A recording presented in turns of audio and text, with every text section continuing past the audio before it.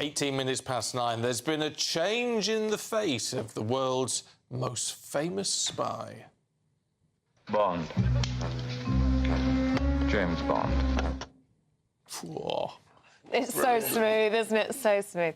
The creative control of the James Bond franchise has been handed to Amazon Studios as part of a joint venture with their current owners. Oh, the deal follows widespread speculation over the next movie, which there always is, and, of course, the next Bond. You'd be bored of seeing it in the papers when they always say the next Bond has been announced, and it turns out it hasn't been, anyway.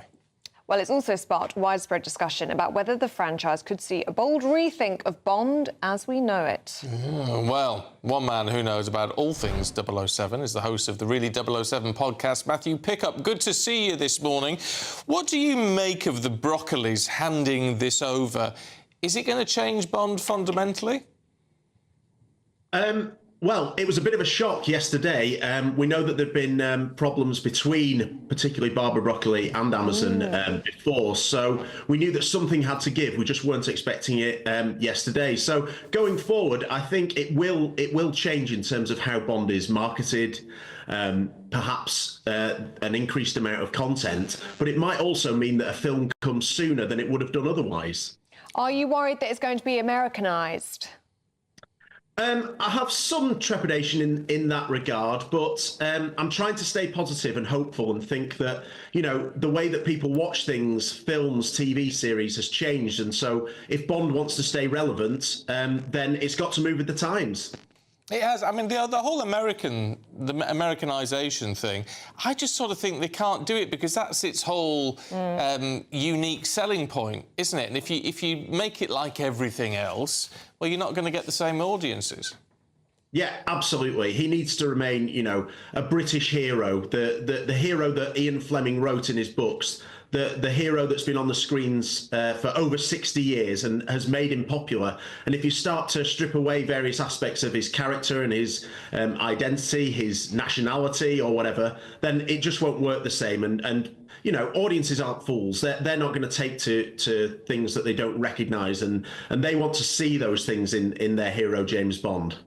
Do you think we could then see a lot more of James Bond from the likes of Amazon? Would they create more content, if it were, from the franchise? I think that that's a strong possibility, and that's what a lot of people think the disagreements between Barbara and Amazon might have been about. Now, whether that means lots of TV series about Q or Moneypenny or something, but that might be the case. Who knows? We'll have to see. And for some people, that might be a bit too far. But I think this, as I say, I think this will mean that we will be nearer to the next film, and perhaps rather than long gaps between each films, as we've had over the last 10 years, we might get more films more frequently. I could have watched a Desmond Llewellyn film. I tell you that much for Q. I don't know about the current Q, but certainly a Desmond Llewellyn film would have been worth watching. Yeah, absolutely. He was a real treasure. What an absolute icon and legend. Yeah, but whether we'll see something like that, a Q series, I don't know. We'll have to wait and see. But for some people, this is a slightly scary period. Bond fans, you know, not sure what the future holds. But some of us are also, you know, trying to remain hopeful and see what the future does hold. Yeah, and quite right. Yeah, and who would you like to see as the next Bond, Matthew? Well, it's a question that's been asked for many years now, since Daniel Craig said he was you know, hanging up his wall for PPK.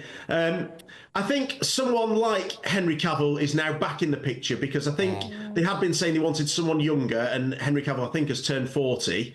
They were thinking of someone early 30s, but he's now back in the frame. I think he'd be a solid choice who Amazon could promote, and he could, you know, carry the weight of the franchise on his shoulders. And there's also Aaron Taylor-Johnson, who's been strongly linked.